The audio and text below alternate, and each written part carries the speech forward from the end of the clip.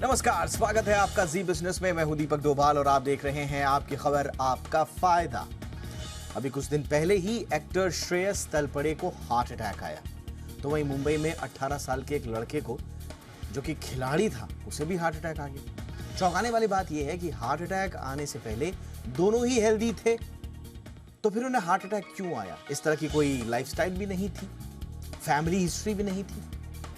आखिर ये heart attacks इस तरह से क्यों आ जाते हैं? और इसी के इर्द गिर्द अगर आप थोड़ी सी स्टडी करेंगे तो इसका असर कहीं ना कहीं, इसका जो सीधा सीधा संबंध है वो आपके खान पान से भी जुड़ता है। जी हाँ, एक स्टडी की माने तो देर से लिए जाने वाले नाश्ते और देर से किए जाने वाले डिनर से हार्ट अटैक की संभावनाएं बढ़ जाती हैं। ऐसे में आज हम इसी पर चर्चा करेंगे, समझेंगे कि नाश्ते और डिनर का हार्ट अटैक से क्या कनेक्शन हो सकता है। साथ ही एक्सपर्ट से जानेंगे कि हमारे खान पान की टाइमिंग कैसी होनी चाहिए। लेकिन पहले देखिए ये रिपोर्ट। आज लौट रहे हैं खास मेहमानों के साथ, इस पर बहुत सारे सवाल पूछेंगे, उनसे लेंगे उनकी राय। पहले ये रिपोर्ट।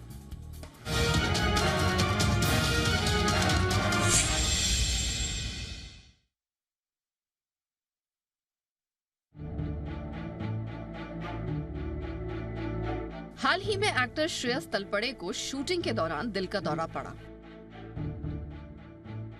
तो मुंबई में एक 18 साल के खिलाड़ी को अचानक हार्ट अटैक आ गया। दोनों ही मामलों में किस्मत अच्छी रही कि समय रहते इन्हें अस्पताल ले जाया गया और उनकी जान बच गई। लेकिन चौंकाने वाली बात यह है कि दोनों युवा हैं और हार्ट अटैक से पहले वे हेल्दी दिख रहे थे। श्रेयस को तो ये याद भी नहीं है कि हार्ट अटैक आने से पहले वो कभी हॉस्पिटलाइज्ड भी रहे हों। तो आखिर क्यों आया इन्हें हार्ट अटैक? सवाल तो बनता है। इससे पहले भी युवाओं में अचानक हार्ट अटैक के मामले सामने आ चुके हैं। कोई तो वजह होगी। ऐसे में आज हम आपको हार्ट अटैक आने की एक ऐसी वजह बताएंगे जिसे जानकर आप हैरान हो सकते हैं। जी हाँ, देर से किया जाने वाला नाश्ता और डिनर हार्ट अटैक के खतरे को 28% तक बढ़ा देता है। नेचर कम्युनिकेशन जर्नल की एक स्टडी में कुछ ऐसा ही दावा किया गया है। ये दावा बगैर सिर पैर का नहीं है। इस स्टडी में 1 लाख से अधिक लोगों के खान पान के पैटर्न पर 7 साल तक नजर रखी गई। शोध के नतीजे चौंकाने वाले रहे।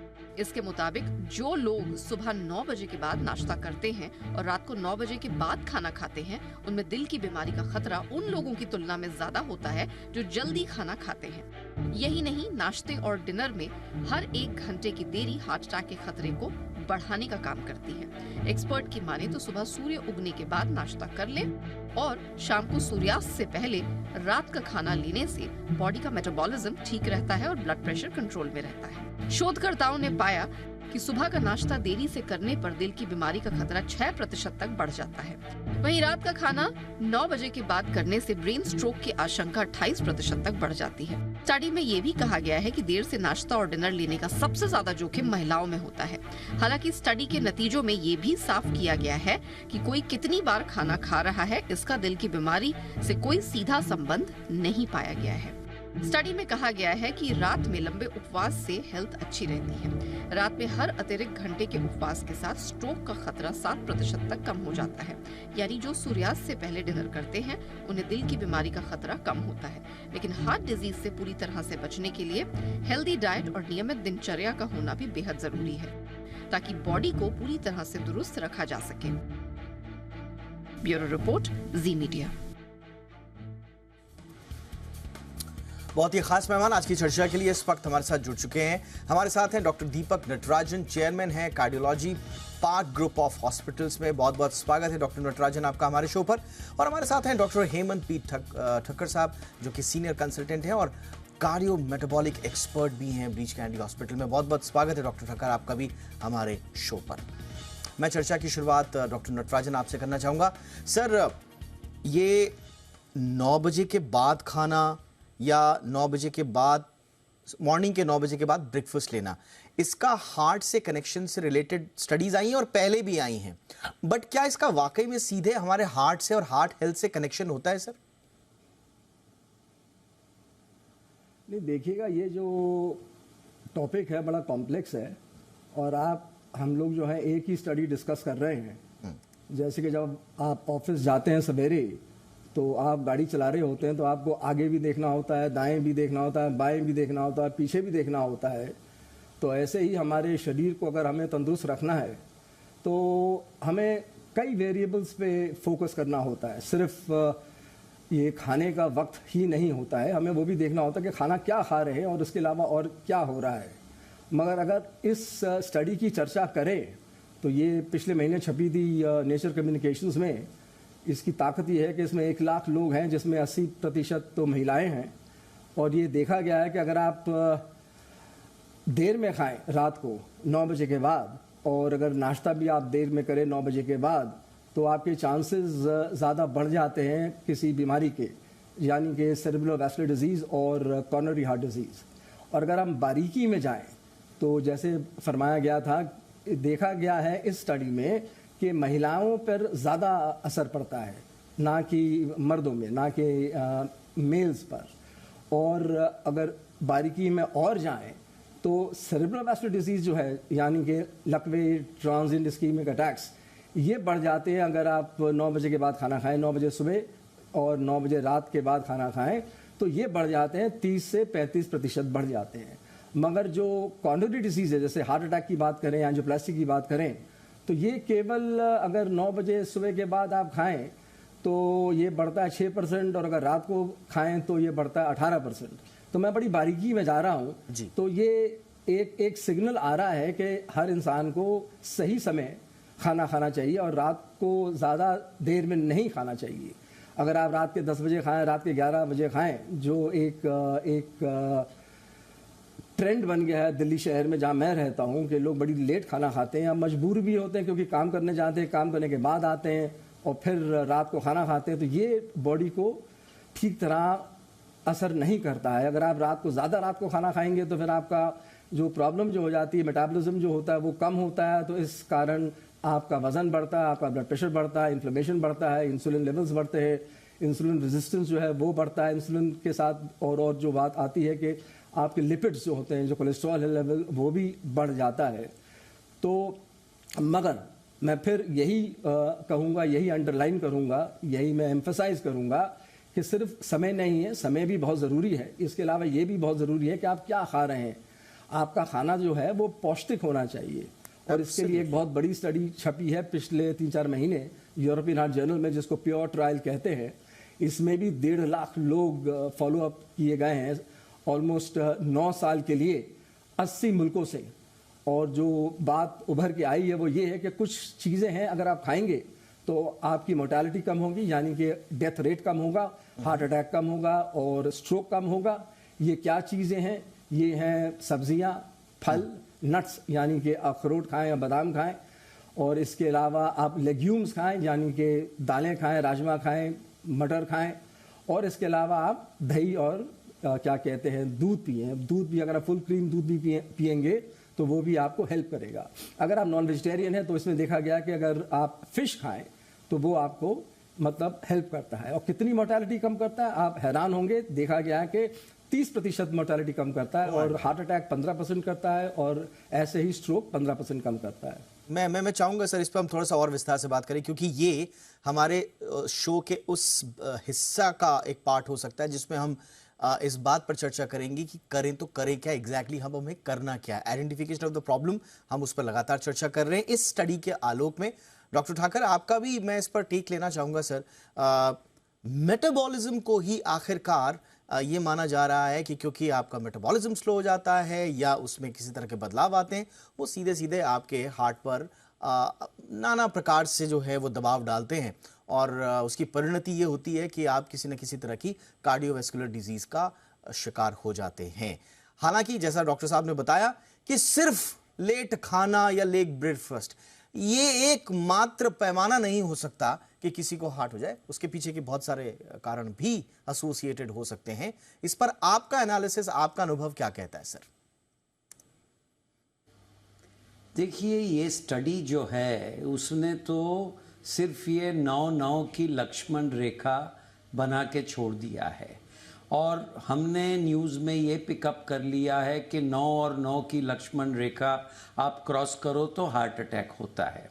मगर मेरे कलीग ने जो कहा वो बिल्कुल सही कहा है कि हार्ट तो इतने बड़े बॉडी का एक ऑर्गन है, आप हार्ट के सिवाय देखिए तो स्ट्रोक है, बॉडी के अदर ऑर्गन्स है, सब चीज़ों के लिए टाइमली खाना, वक्त पे खाना, वक्त पे आराम करना, वक्त पे मेटाबॉलिज्म को स्लो फास्ट करना बहुत ज़रूरी है। इसमें ये नहीं कह सकते हैं कि सिर्फ लेट खाने से हार्ट अटैक हुआ। हम ये नहीं कह सकते हैं कि वो चौथे राइफल की 5वीं बुलेट से टेररिस्ट मर गया, टेररिस्ट हमले से मर गया। हार्ट अटैक सिर्फ लेट खाने से नहीं हुआ है। हार्ट अटैक आपका क्या खाते हैं, कब खाते हैं, किस चीज़ें पे आप जोर करते हैं और इसका मेटाबॉलिज्म के ऊपर क्या असर पड़ता है। गलत चीज़ खाने से कोलेस्ट्रॉल, लिपिड्स वगैरह बढ़ते हैं। ज़्यादा नमक वाली चीज़ खाने से ब्लड प्रेशर बढ़ता है। स्वीट्स अतिशय लेने से शुगर बढ़ता है। तो सॉल्ट, शुगर और बटर, ये तीनों चीज़ मेटाबॉलिज्म का एक बॉल है और वो बॉल क्लॉट बनाता है। अभी ये क्लॉट जाके कहाँ बैठे वो देखना है। इसमें अगर आप रात को देरी से खाते हैं 9 बजे के बाद, तो बॉडी में हम लोगों ने देखा है और कई स्टडीज़ ने बताया है कि ब्लड प्रेशर का लेट नाइट या अर्ली मॉर्निंग ज़्यादा एक सर्ज होता है। सर्ज मतलब एक बढ़ापा मिलता है, बढ़ाव होता है। ये अर्ली मॉर्निंग सर्ज वो एक टाइम है कि जब अगर पेशेंट कंट्रोल्ड ना हो तो उसको लकवा यानी स्ट्रोक, हार्ट अटैक, सब कुछ क्लॉटिंग बढ़ता है। तो जितना देरी से खाएंगे उतने आप उसमें एलिमेंट्स ब्लड में इंट्रोड्यूस करेंगे जो हमें high blood pressure, high sugar, high cholesterol देंगे और ये अर्ली मॉर्निंग सर्ज से ये हो सकता है। साथ साथ आप सुबह की बात करें तो बॉडी का मेटाबॉलिज्म रात को स्लो हो जाता है और बॉडी जब सवेरे उठता है तो बॉडी को मेटाबॉलिज्म वापस इग्नाइट यानी उसको लगा के इग्नाइट शुरू करना है। तो वो देरी से करें तो अंदर की कैलोरीज अंदर के स्टोर्ड ग्लाइकोजन में से टूटती जाती है। तो वो भी बदन के लिए अच्छा नहीं है क्योंकि उसको अंदरूनी कैलोरीज को तोड़ के बॉडी को फीड जब बॉडी करता है तो उसके जो एंड प्रोडक्ट्स है वो भी क्लॉटिंग करा सकते हैं। तो ये 9-9 की जो आपको धारा बताई है वो एक सिर्फ मार्गदर्शन है, मगर आपको कब खाना, क्यों खाना, क्या खाना, कैसे खाना, ये सब बहुत ज़रूरी है। और सिर्फ खाना नहीं, हम तो ये कहते हैं कि sleep is the most important thing, क्योंकि बदन आपका रात को नींद में हील होता है। जो ब्रेकडाउन सारे दिन का होता है, जो हम कैटाबॉलिज्म कहते हैं, वो मेकअप जिसको हम एनाबॉलिज्म कहते हैं, वो तो रात को नींद में होता है। आप बच्चे grow in their sleep, bones heal in the sleep.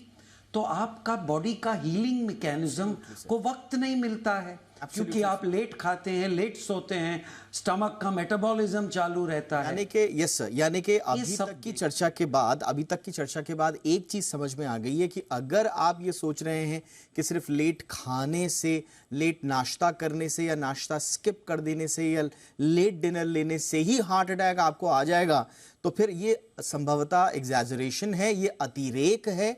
ये सिर्फ अकेला इस बात पर डिपेंड नहीं करता है कि आपकी ईटिंग हैबिट्स क्या हैं, बल्कि ये कॉम्बिनेशन ऑफ फैक्टर्स हैं जो इन्फ्लुएंस करता है आपकी ओवरऑल हार्ट हेल्थ को।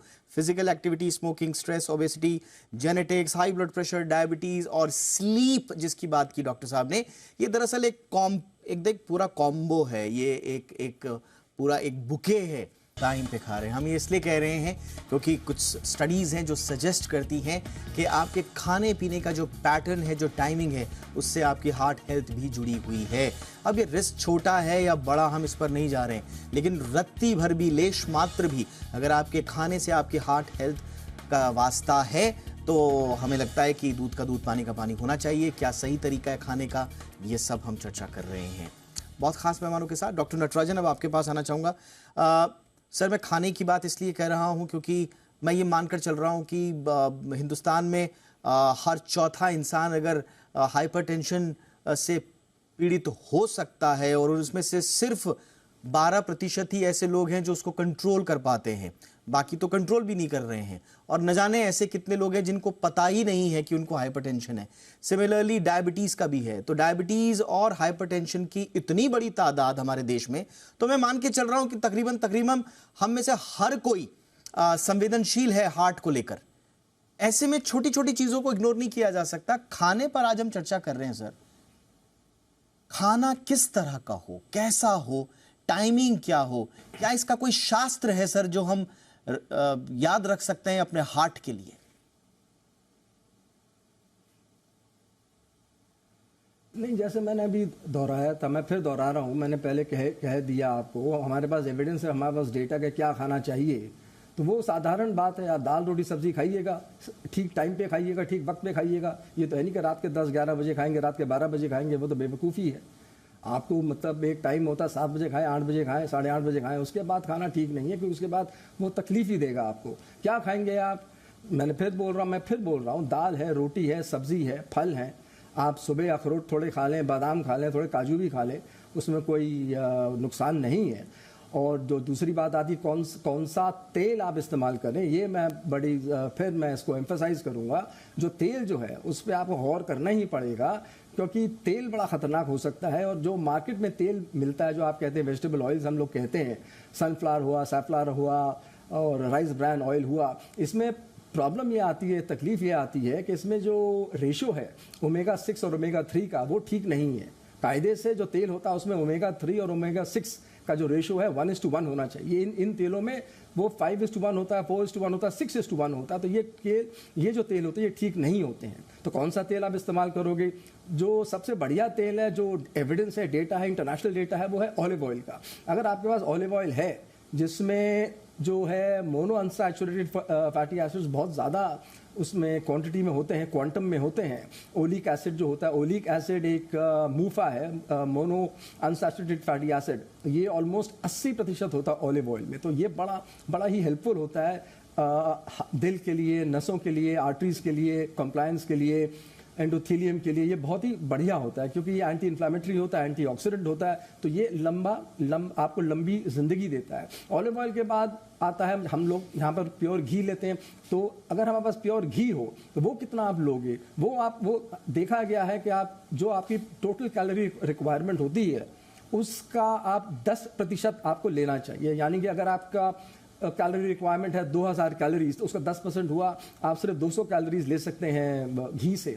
और 1 ग्राम घी आपको कम से कम 9 कैलोरीज देगा। तो इसका मतलब 10 से 11 ग्राम आप घी ले सकते हैं, जो एक टीस्पून और 1 टेबल स्पून के बीच में होता है। तो जो मैं कहना चाहता हूँ, घी जो है वो खराब नहीं है, मगर घी जो है वो आपको एक क्या कहते हैं क्वांटम में लेना पड़ेगा। और वो है कि आप मतलब टेबल स्पून से ज़्यादा नहीं ले सकते हैं। अगर आपको घी लेना ही है, आपको टेस्ट के लिए लेना है और हेल्थ के लिए लेना है, तो वो सिर्फ 1 टेबल स्पून से ज़्यादा आप नहीं ले सकते हैं अगर घी ले रहे हैं। उसके अलावा जो बेटर तेल है वो मेरे हिसाब से ऑलिव ऑयल है, जो मैं फिर कह रहा हूँ कि उसमें 75 से 80% उसमें ओलिक एसिड होता है। ओलिक एसिड एक मोनो अनसैचुरेटेड फैटी एसिड होता है, जो दिल के लिए बहुत बढ़िया होता है। डॉक्टर नटराजन, और इसके अलावा ऑलिव ऑयल और घी, जी सर मैं यहाँ पे थोड़ा सा मैं राय लेना चाह रहा था। देखिए, ऑलिव ऑयल और घी, ये माना जाता है कि जो कॉमन हाउस होल्ड हैं अभी भी कम से कम टियर 3, टियर 4 शहरों में ये कॉमनली अवेलेबल नहीं होते हैं। वहाँ पर सरसों का तेल हो गया, वहाँ पर रिफाइंड ऑयल हो गया, कहीं पर तिल का तेल होता है। तो ये जो सामान्य से जो प्रचलित तेल हैं, इनमें से कौन सा बेहतर हो सकता है सर?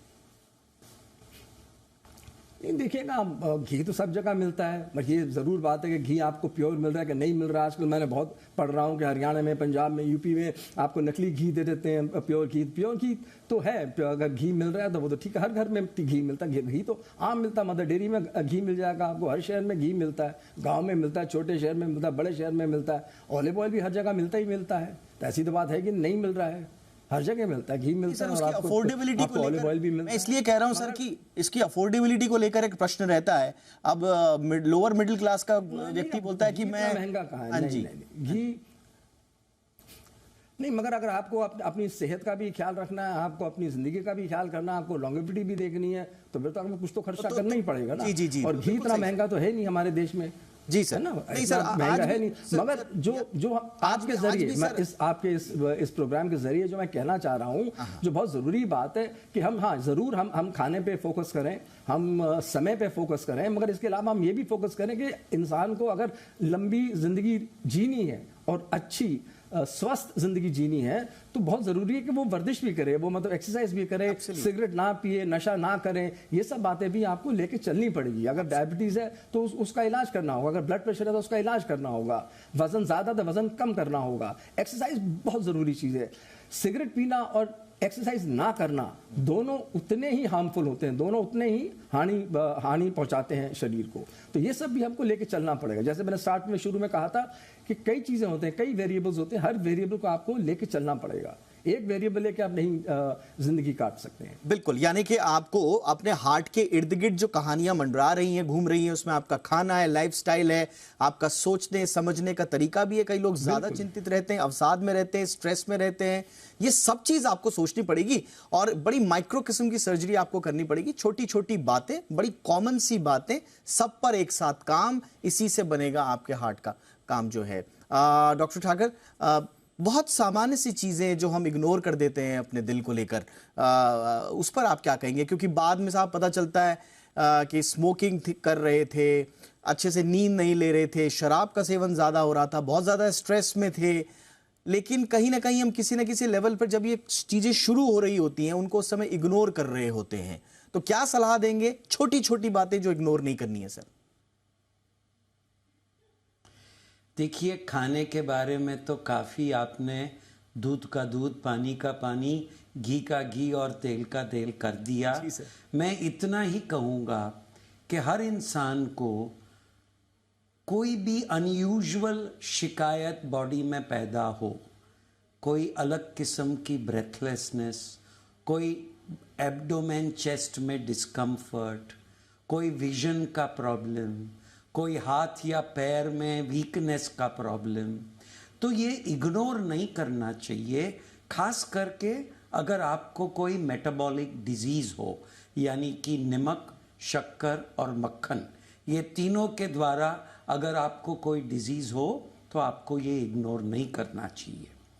छोटी बात दूसरी है कि हमारे पास कई मरीज़ आते हैं जिनका विटामिन B12, विटामिन D3 और थायराइड हार्मोन, ये तीनों डेफिशिएंट हैं और उनको पता भी नहीं है। जब आखिरी स्टेज पे आता है, कोई इवेंट प्रेसिपिटेट हो जाता है, तब पता लगता है। तो आपको इस चीज़ की जांच रेगुलरली करनी चाहिए। धूप में जाएंगे तो विटामिन डी मिलेगा। खाने पीने की variety, balanced diet, adequate protein, ये सब की तो बातें हो गई। सही बात है कि इंसान है, नशा थोड़ी ज़्यादा चीज़, थोड़ी कम चीज़ में करेगा। हम यहाँ काशी में नहीं बैठे हैं कि जो हम कहें ये भी नहीं, वो भी नहीं, ये भी नहीं लेना, वो भी मत करना। पेशेंट हमसे भाग जाएगा, पेशेंट लगेगा ये ज़िंदगी क्या है। मगर सब अगर आप लिमिट में करते हैं, मैं तो कहूँगा कि निकोटीन, तंबाकू का नशा बिल्कुल अलाउड नहीं है। और कोई अगर आप कभी का शराब या वाइन लेते हैं तो लिमिट में रखना चाहिए। आपके ऑर्गन्स का चेक करने के लिए रूटीन सोनोग्राफी करना चाहिए। वक्त पे अगर आप खाना खाएंगे, हफ्ते में 4 से 5 दफ़े एक्सरसाइज करेंगे, और एक्सरसाइज मतलब एक्सरसाइज के नाते, ऐसा नहीं कि हम टहलने चले गए बातें करते करते। आपको 25, 30, 35 मिनट झड़पी से चलना है जाकि आपका हार्ट की रेट बढ़े। आपको कम से कम 7 से 8 घंटा सोना चाहिए।